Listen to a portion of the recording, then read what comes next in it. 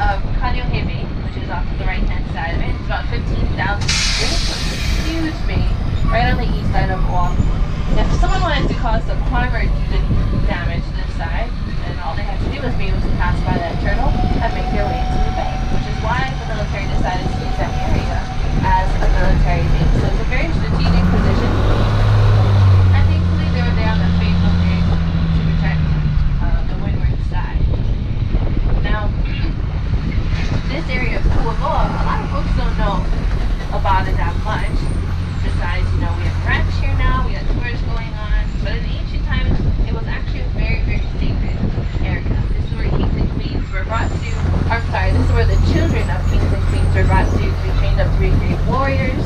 This is where they were trained to fight, as well as learn how to make weapons, lead an army, how to even lead a community, because eventually they would be your father's place or their father's position.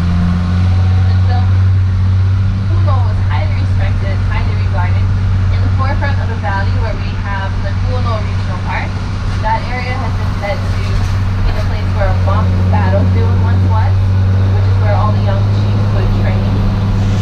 In this area, closer to the mountainside, is where we would have a Kualoa.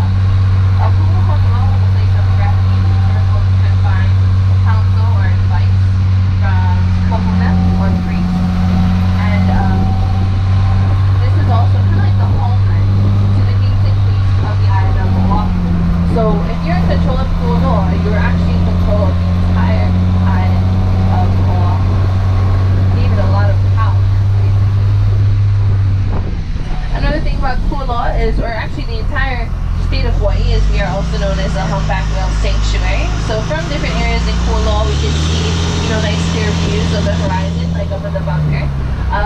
During the months of September through March, humpback whales come to the islands, and they're here to give birth to their pups and wait, for them to get a little bit bigger. Then they go back up north.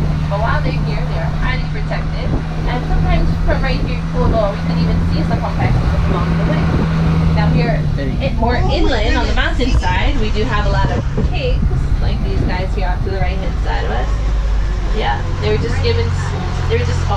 right-hand side. They were just given some bananas. There's something here. We have a ton of wild pigs here in the island. This is as big as our wild animal population gets. Not as big as population, but as big as the size of the creatures. We have a lot. We have birds, of course, fishes. We do have mongoose, chickens, cats, dogs, but nothing much bigger. Like monkeys or lions or anything like that. We actually do have a little group of wallabies on the southern end of the island, but it's not that many.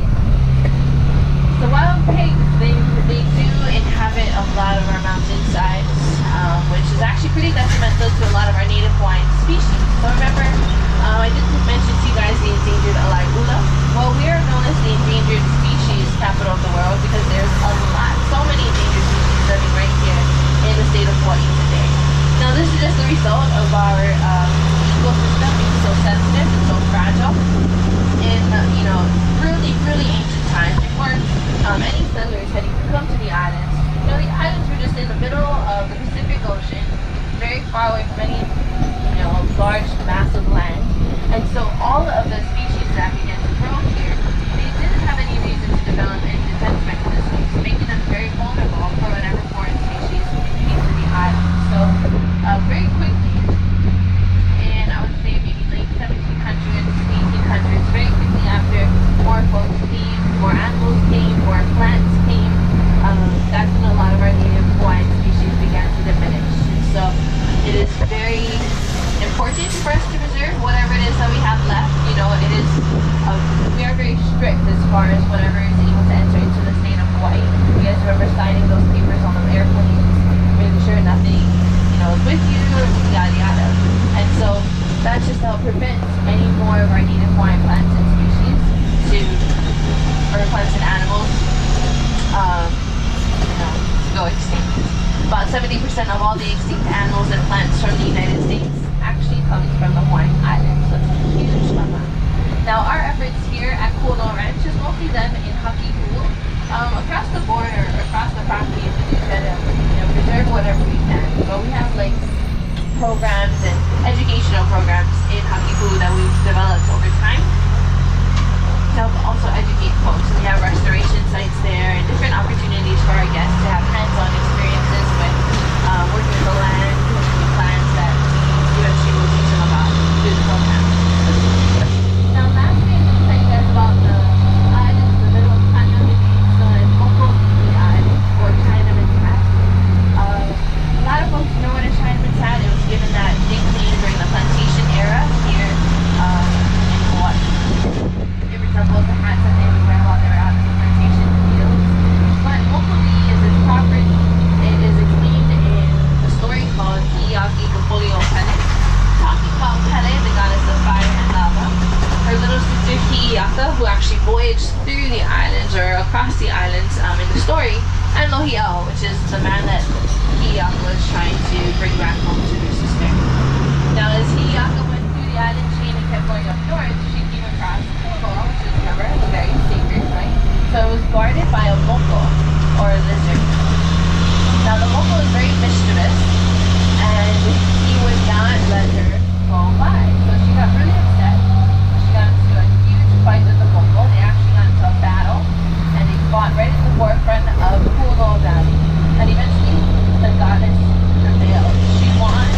She beat the moko, and she flew him out to sea, where his tail now sticks out as Moko'iki Island today. So the name literally means little lizard, but it could also be translated into little part of a lizard as well.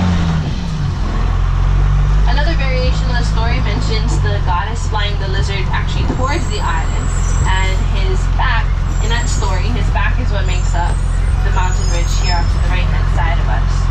So Kualoa literally means long back, referencing to the moko's back that is now laying right here off to our right.